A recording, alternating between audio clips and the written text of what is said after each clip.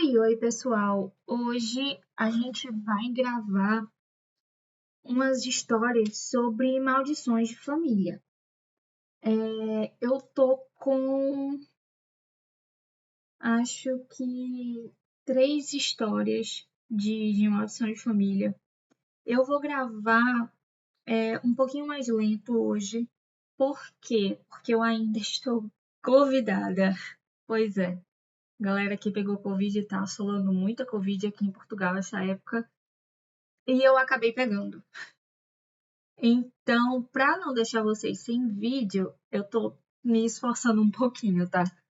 Eu tô até aqui com a garrafinha d'água, porque senão a minha garganta vai pro espaço, tá bom? Então, esse foi a introdução. Sim, outro aviso que eu queria dar para vocês. Pessoal, eu tô notando que muita gente tá vendo os vídeos, mas não tá se inscrevendo no canal. Então, por favor, não esqueça de se inscrever no canal, curtir, compartilhar, ligar o sininho, porque isso ajuda muito o canal a crescer, tá bem? De novo, eu tô vendo que muita gente tá vendo os vídeos, isso é bom também. Mas é bom se inscrever também, entendeu? Então, partiu para as histórias. Vamos lá. A história de hoje se chama O Legado da Casa Montenegro. A noite estava pesada sobre os montes da serra quando Elisa Montenegro atravessou os portões enferrujados da antiga propriedade. O vento soprava pelas crestas das árvores e cada passo ecoava como se os mortos da família estivessem atentos à sua chegada. A casa Montenegro erguia-se sombria, de pedra escura e janelas altas, como um animal à espreita. Aquela era a herança que havia esperado por ela, a última descendente viva da linhagem. Elisa não conhecia bem os segredos da família. Apenas ouvira fragmentos de histórias, tragédias de primogênitos que jamais passavam dos 40 anos. Seu pai, seu avô e tantos outros, todos vítimas de mortes súbitas, inexplicáveis e violentas. Ao entrar, o cheiro de madeira úmida e velas antigas a envolveu. O casarão parecia suspenso no tempo, como se esperasse apenas por ela. Nos corredores, retratos de antepassados com olhares severos a acompanhavam. Havia algo nos olhos pintados. Uma acusação, ou talvez um aviso. Na primeira noite, Elisa sonhou. Sonhou com uma criança chorando dentro das paredes. O choro se misturava às vozes antigas, sussurrando promessas e ameaças. Quando acordou, encontrou marcas de cinza no chão do quarto, como se alguém estivesse desenhado símbolos em volta da sua cama. Os dias seguintes foram ainda mais estranhos. As portas se trancavam sozinhas. Velas se acendiam sem ninguém tocar nelas. Elisa começou a investigar os aposentos trancados, descobrindo diários escondidos em gavetas falsas. No escritório de sua bisavó, haviam confissões perturbadoras. O sangue deve ser dado, a terra pede e o herdeiro oferece. Assim, o campo floresce. Assim, a família prospera. O preço é a juventude do primogênito. Sempre o primogênito. O frio percorreu a espinha de Elisa. Aquela maldição não era metáfora. Seu tataravô, em desespero, havia selado um pacto de sangue com forças que ela não compreendia. Para que as terras dessem frutos e a família jamais fosse pobre. Um filho foi sacrificado. Desde então, cada geração repetia o preço. Certa madrugada, ao seguir um som metálico, Elisa encontrou uma escada secreta que levava ao subsolo. Ali, em uma câmara úmida, jaziam ossadas, pequenos esqueletos, cuidadosamente dispostos, como medalhões da família sobre o peito. O horror tomou conta dela. Aquilo não era apenas uma maldição. Era um ritual que havia se perpetuado. E agora, sendo a última Montenegro, a escolha estava sobre seus ombros. Na última noite, Elisa acendeu todas as velas da capela da casa, diante do altar de pedra, com o vento uivando pelas frestas. Ela abriu o diário e leu em voz alta as palavras finais da bisavó. Para quebrar o ciclo, um herdeiro deve renunciar ao nome e abandonar o sangue. Só assim o pacto será esquecido. Elisa chorou. Sabia o que isso significava.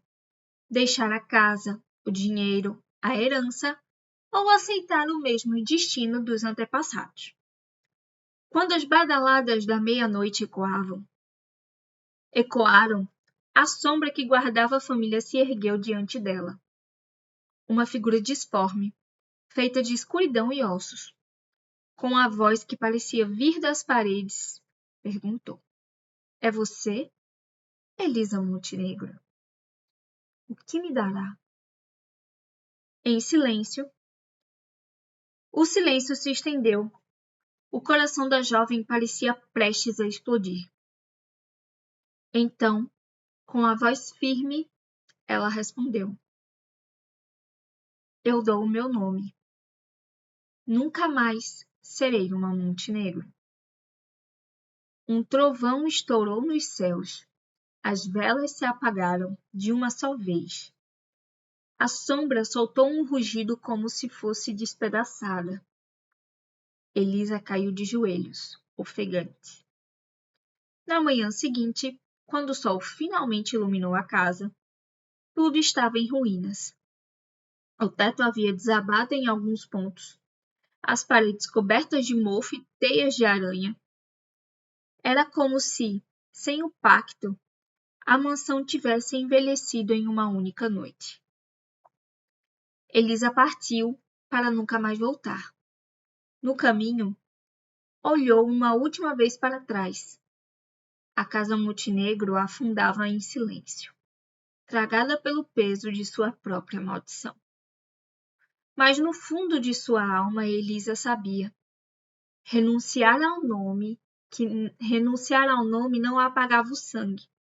O futuro ainda guardava incertezas, e os mortos talvez não aceitassem tão facilmente a perda de seu legado.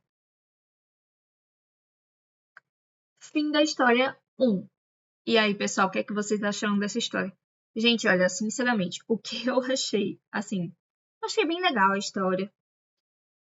Tem um que é assim de, sabe? Aí, enfim, deixa. Vamos para a história 2. O sangue dos Almeidas. O casarão dos Almeidas ficava no coração de uma pequena cidade do interior, cercado por muros altos e árvores centenárias.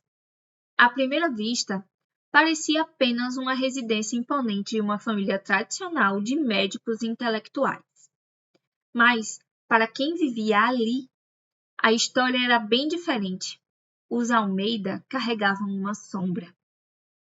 Desde tempos imemoriais, todos os homens daquela linhagem eram lembrados não por suas virtudes, mas pelos crimes inexplicáveis que cometiam. Pais que assassinavam filhos, irmãos que se matavam em brigas sangrentas, maridos que destruíam suas esposas sem motivo aparente. Cada geração deixava sua marca de sangue. Dizia-se que tudo começou com Henrique Almeida no século XV. Acho que é no século.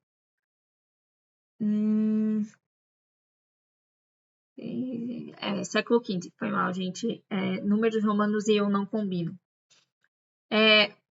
Um médico renomado invejava o irmão mais novo, um cirurgião brilhante. Em uma noite tempestuosa, movido por ódio, envenenou o próprio irmão e forjou o atestado de óbito. O segredo permaneceu oculto, mas a partir dali, a família nunca mais teve paz. A maldição não era apenas uma lenda, era real e crescia a cada geração. Nos tempos atuais, o jovem doutor Rafael Almeida, psiquiatra, tentava provar que tudo não passara de um mito popular. Estudioso, acreditava que as tragédias de família poderiam ser explicadas pela genética ou por distúrbios psicológicos herdados. No entanto, em seus sonhos, via sempre as mesmas imagens: mãos ensanguentadas e olhos que não eram os seus reflexos no espelho. Certo dia, ao reorganizar a biblioteca da casa, Rafael encontrou um compartimento secreto atrás de um armário. Ali havia um livro de capa de couro escuro, marcado com símbolos estranhos. Era o diário de Henrique, o patriarca assassino. As páginas eram perturbadoras. Descrições de rituais, notas sobre sangue e confissões do que havia feito e confissão de que havia feito um juramento diante de forças que exigiam morte em troca de sucesso. O sangue une e o sangue separa. Cada filho meu prove o gosto da violência, para que eu nunca seja esquecido. Rafael fechou o diário com as mãos trêmulas. Aquilo parecia loucura, mas ao mesmo tempo explicava o padrão que assombrava a geração. Pouco tempo depois, os sintomas começaram. Um dia, ao atender um paciente no consultório, Rafael sentiu uma onda de raiva incontrolável. Suas mãos tremeram e por um instante teve a visão de estrangular o doente. Sem motivos, ele se controlou, horrorizado, mas sabia que a maldição estava dentro dele. A cada semana, as alucinações aumentavam. Via o irmão morto de Henrique nos cantos da casa sussurrando: "O sangue chama. Rafael, ninguém escapa." Determinou-se a buscar uma saída. Visitou igrejas, procurou médiuns, estudou ciência e ocultismo, e em todos os lugares a resposta era a mesma: o sangue dos Almeida já estava selado. Na noite em que completou 33 anos, Rafael sonhou com um banquete. Todos os seus antepassados estavam à mesa, brindando com taças de vinho que na verdade eram sangue. No final da mesa, Henrique o encarava com um sorriso frio. "Você é o próximo, meu filho. O sangue pede, não lute." Rafael acordou gritando. O diário de Henrique estava aberto sobre sua mesa, numa página que nunca havia lido. "O herdeiro que tenta negar o pacto será tomado primeiro." Aterrorizado, Rafael compreendeu que negar a maldição era alimentar a sua força. A cada tentativa de resistir, mais ela o consumiria. Naquela madrugada diante do espelho, viu seu reflexo mudar. Seus olhos tornaram-se os de Henrique e em sua boca surgiu o mesmo sorriso cruel. O grito ecoou pela casa, mas ninguém além das paredes ouviu. Na manhã seguinte, a cidade se chocou com a notícia. Rafael Almeida, o respeitado psiquiatra, havia assassinado um paciente em plena consulta sem explicação. E assim, mais uma vez, a maldição do sangue se cumpria. Os moradores da cidade suspiravam, resignados. Os Almeida estavam condenados, e a cada geração o ciclo sangrento renascia, até que não restasse mais nenhum herdeiro para carregar o nome. Tá, né? Esse povo antigo faz as promessas, faz as coisas, tudo, e depois a geração nova é que tem que pagar, né? É lindo isso, só que não.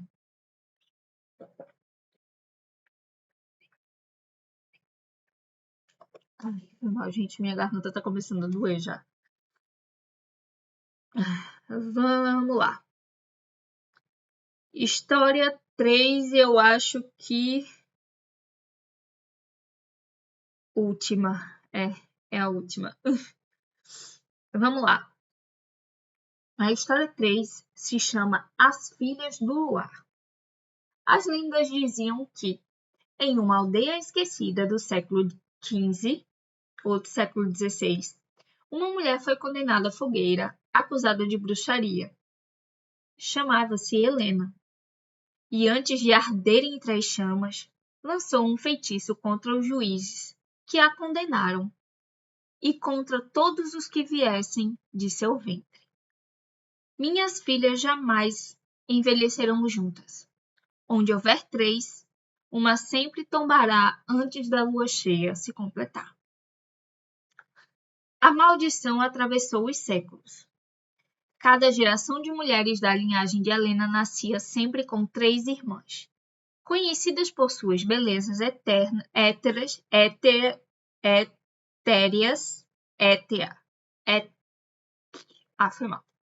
e pelos destinos trágicos que se repetiam.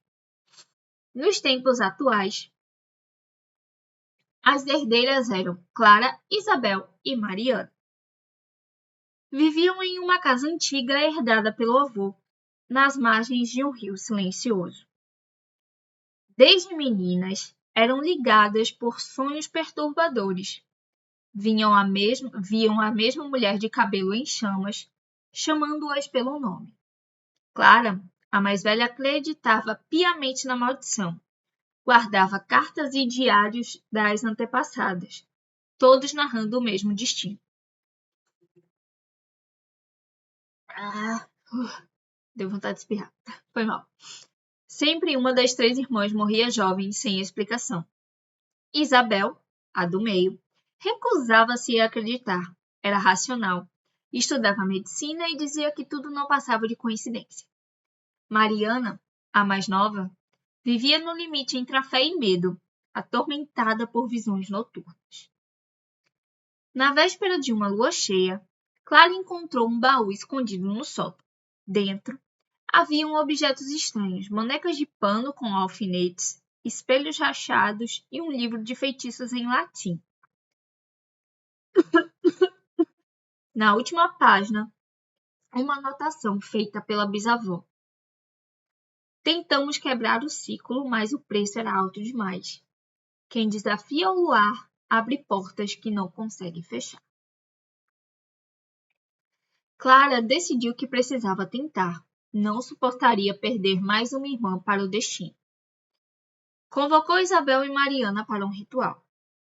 Na noite marcada, as 3 acenderam velas ao redor de um círculo traçado com sal. O luar iluminava a sala e o livro antigo repousava aberto sobre a mesa. Clara leu as palavras em voz alta, mesmo sem entender o idioma. O ar ficou pesado, a chama das velas oscilaram como se respirassem. Então, uma voz surgiu, vinda de todos os cantos. Vocês me chamaram, filhas do meu sangue? Vieram romper o destino? A figura de Helena apareceu diante delas, translúcida, os olhos brilhando como brasas. Mariana caiu de joelhos, tomada pelo pavor. Isabel tentou manter a razão, mas sua voz falhou. Isso não é real. Helena sorriu. Real é a dor que todas vocês carregam. Uma de vocês tombará como sempre. Mas se quiserem mudar o fado, devem escolher. Uma sacrifica a vida por vontade própria para que as outras 2 vivam. O silêncio cortou o ar. Clara sentiu o coração acelerar. A maldição poderia ser quebrada, mas a um preço cruel. Mariana chorava, repetindo que não queria morrer. Isabel, revoltada, gritou que tudo era um jogo de manipulação. Clara, porém, olhava para a figura ancestral, sabendo que havia verdade naquelas palavras. Naquele instante, o espelho do salão se partiu sozinho. No reflexo, as 3 irmãs viram-se não como eram, mas como seriam. Uma delas caída no chão, os olhos sem vida, enquanto as outras 2 envelheciam lado a lado. Isabel, Tomada pelo desespero, pegou o livro e o lançou ao fogo da lareira. Mas, em vez de destruir a maldição, o ato pareceu despertá-la ainda com mais força. O chão tremeu. As paredes ecoaram gritos, as velas se apagaram ao mesmo tempo. A aparição de Helena ergueu os braços e uma ventania sobrenatural tomou conta da casa. As 3 irmãs foram lançadas ao chão. A escolha não foi feita, disse a bruxa com a voz que ecoava como trovão, que soava como um trovão. Então, a lua escolherá por o luar escolherá por vocês. Na madrugada seguinte, os vizinhos encontraram a casa em silêncio. As janelas estavam abertas e o vento frio passava por dentro. No chão do salão, 2 irmãs choravam sobre o corpo da terceira. Ninguém sabia explicar o que aconteceu naquela noite, mas Clara e Mariana, as sobreviventes, sabiam. A maldição seguia seu curso. Isabel, a incrédula, fora levada. Meses depois, Clara escrevia em seu diário: o ciclo não termina. Talvez um dia, em uma outra geração, uma de nós aceite o preço e se sacrifique para quebrar o feitiço. Até lá, seremos sempre 3 e depois seremos 2. Na noite de lua cheia, ao olhar pela janela, Clara jurou ver a silhueta de Isabel refletida no luar, caminhando pela margem do rio. E assim, a maldição das filhas do luar continuava, com um eco eterno de dor e destino. Pessoal, essas 3 histórias foram bem legais, né? Bom, assim, eu gostei, principalmente dessa última, Filhas do Luar. Lembra muito um filmezinho que passava na Globo, que também envolvia noite de lua cheia, irmãs, essas coisas assim. Eu não vou me lembrar porque é realmente um filme muito antigo. Gente, eu tô me cansando até pra falar. Tá tenso o negócio aqui, tá fogo o negócio aqui. Mas enfim, era um filme bem antigão que passava. Eu não lembro o nome. Depois, se vocês pesquisarem aí e lembrarem, deixa aqui nos comentários, porque eu tô louca pra lembrar daquele filme, eu tô louca pra rever aquele filme. Tem uns flashes dele, assim, que ficaram na minha cabeça. Mas, enfim, é isso. Eu espero que vocês tenham gostado das histórias. E é isso. Um beijo e até o próximo vídeo.